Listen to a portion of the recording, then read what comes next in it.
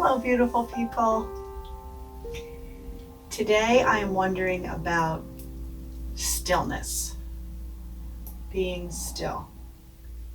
And for anybody that knows me, or most people that know me, you know that being still for me is for sure a challenge. It's been a challenge in my life to be able to be, physically still and then of course internally still.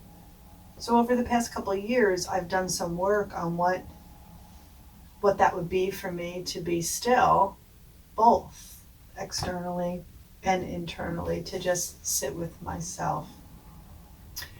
And so I think for me, what stillness is a kind of different way of being, in that we will allow ourselves to sit, maybe not in meditation, it could be with a cup of tea or just something that just feels like I can be still with my thoughts, right? And then to just slow down, be still, and start to notice, right? So I think the noticing becomes available when we're still. And so the noticing is, what's happening? What am I feeling? What part of me, if you will, is showing itself? We all have so many different parts, silly parts, nervous parts. What am I noticing as I'm still? And then once we do notice something coming up, we sit with it, right? Kind of like building a relationship with this part of me that's showing itself, like my silly part. What do I want to know about it? What does it do for me? What do I like about it? What am I not sure about it? And what's it trying to almost do for me, right? So like in a social situation, or even like in these videos, I can kind of be silly because some of it feels protective, like, oh, I can kind of fill the space with being a little goofy. And in a social situation, I for sure feel that my sense of humor and everything is almost protecting me in a way. It helps me be in a situation which could feel a little awkward, right?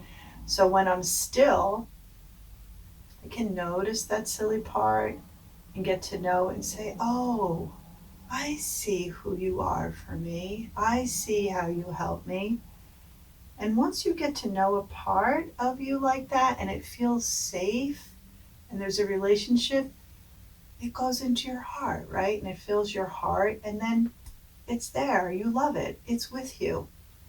And then maybe another part comes up. And maybe that part's maybe a little bit, harder to be still with. Maybe that's anxiety or fear. And so once again, we're still with it. We notice it. We sit with it. Fear. What's this fear trying to show me? What's this fearful part trying to help me with? Right? So what's it about? Same process. Oh, I see who you are for me. I see what you do for me. Oh, I accept you. Come into my heart. It's kind of like that reading, if you saw it, Eat, Pray, Love. I know who you are. I accept you. I love you. Come into my heart. And I think the way we can do that, I kind of feel almost the only way we can do that is to be still, to allow ourselves the opportunity to be with ourselves on the inside, right? Not just what's coming from this external world and telling us what we feel about each other, but coming from us, from our heart, and letting us get to know who we are without this outside influence. I know this part of me. I know who I am. I know what I'm feeling.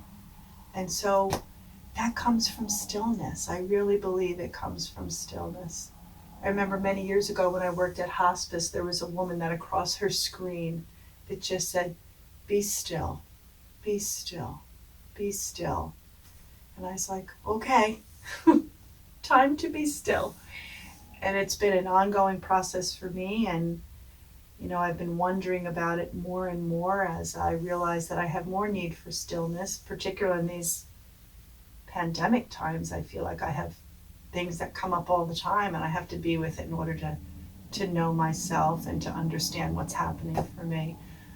So while I encourage myself to be still, I'm also encouraging you to be still and get to know yourself in a new and different and really very exciting way.